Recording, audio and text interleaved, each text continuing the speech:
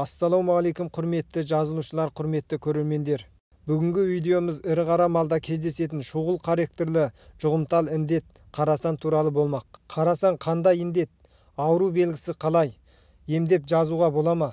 Ал емдеп жазуға болса қалай емдеу керек? Алдын қалай алу керек? Білгіңіз келсе, осы видеоның соңына дейін көріңіз. Қарасан шұғыл характерді қан жүру сипатты жұғымтал індет. Бұлшықет қалың орындар қарай газды ісік пайда болады. Басқанда сықырлаған дыбыс шығады. Індет қоздырғышы қарасан ұршықша бактериясы. Ол дененің іші сыртында бірдей спора қалыптастырады. Қарсылық қуаты біршама күшті. Топырақта 5 жылдан артық кепкен терімен бұлшықет ішінде 18 жыл жасайды. Суда қайнатқанда 20 минутта, 0,2 проценттік алмаста 10 минутта, 3 проценттік формалинде 15 минутта өледі. Таралу ерекшелігі жерлік сиырларға ең оңай жұғымдалады. Әсіресе 2 жастан төменгі сиырларда көп пайда болады. Індетке шалдыққан сиыр оның басты жұғымдау қайнары.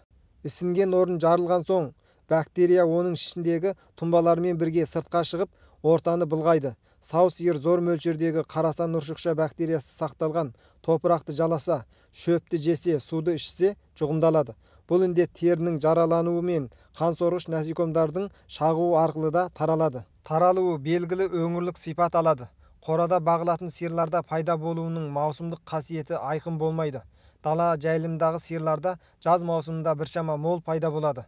Клиникалық белгісі және патологиялық өзгерісі жасырын дәуірі 3-5 күн, әдетте тұтқиыл пайда болады. Дене температурасы 41-ден 42 цельсиясқа дейін жетіп азықтанудан қалады. Күйіс қайтармайды, ақсайды. Көп ұзамай саны, жамбасы, жауырыны қатарлы орындардың бұлшықетінде газды ісік пайда болып, айналасына жайылады. Бастабында қызып ауырсынады. Кейін ыстығы қайтып сезімсізденеді. Терісі құрғап, құрысып қараяды. Ұрып көргенде діңкілдеген, басқанда сықырлаған дыбыс шығады. Ісінген орын жарылғанда көбік аралас, күлімсіз, сасық иісті, қызыл күрең түсті сұйықтық ағады. Тыныс алуы қиындасып, тамыр соғуы жиілейді. Тұтас тұлғалық клиникалық белгісі барған сайын ауырласады. Дер кезінде емдемесе, әдетте 1-2 күн ішінде өледі. Ерекше патологиялық белгісі ісінген орынның қалың бұлшықеттерінің ішінде қызыл күрең түсті өлі ет, арасында ұсақ тесіктер, қима беті, кеуек тәрізді болады. Шекті орындағы ісігі қатерлі ісікпен ерекше ұқсайтындықтан бұл екеуін парықтауға барынша көңіл бөлу керек. Қатерлі ісікте жарақат аузы қабынады.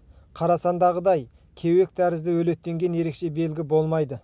Ал енді алдын алу және емдеу шарасына келсек, емдеу бұл індеттің пайда болуы шұғыл, барысы қысқа болғандықтан ерте бастан зор мөлшерде антибиотик дәрілермен емдегенде ғана өнімділігін жоғарылатуға болады. Яғни 2-3 миллион бірліктегі пенсилинді бұлшықеттен күніне 3-4 рет үкіл ету. Ісіген орынды алғашқы басқышында жармай 3 проценттік сутегінің асқын тотығын немесе 0,25 проценттік прокаин пенсилинді ісіктің төңірегіне пытыранды түрде үкіл ету. Соңғы мезгілде жараның аузын кеңейтіп, жара қалтасымен ісікті жарып, шіріген тікандар мен эксудаттарды шығару. Онан соң 1-2 проценттік марганцоп ерітіндісімен немесе 3 проценттік сутек асқын тотығымен әбден жуу. Соңынан солпамид әс-ен ұнтағын себу. Қажет болғанда сау орын мен ауру орын шекарасының тері астына 3 проценттік сутектің асқын тотығын қоюмен бірге бұлшықеттен бір ретте 1 миллион бірлік пенсилин немесе стрептомицин өкілін үкіл ету керек. Алдын алу жақынғы 3 жыл ішінде қарасан пайда болған өңірлердегі үлкенді кішілі сиырлардың барлығының тері астына әр жылы көктемде 5 миллидан қарасан вакцинасын, бұзауларға 6 айға толғанда 1 рет күшейтпелі вакцинасын салу керек. Індет байқалғанда сиыр табындарын тұяқ сайын қадағалап тексеру, ауырғандар мен күмәнділерін сол орында бөлектеп емдеу. Басқа сиырларды дереу вакциналау. Індеттен өлген сиырдың өлексесін жеуге әсте болмайды. Оны былғанған тезек, несеп, төсеніш, шөп сияқтылармен бірге өртеп жіберу немесе терең көміп тастау керек. Індетке шалдыққан сиырдың қорасын майданды 0,2 проценттік алмас ерітіндісімен немесе 20 проценттік хлорлы әк ерітіндісімен түбегейлі дезинфекциялап, қарасан індетін ошағының қалыптасуының алдын алу керек. Мінекей құрметті көрермендер, сіздер қарасан індет туралы біраз болса да түсінікке ие болдыңыздар деп ойлаймын. Видео пайдалы болса лайк басып, арнаға жазылып, қолдап қоюды ұмытпаңыз. Келесі видеода кездескенше сау саламат болыңыздар.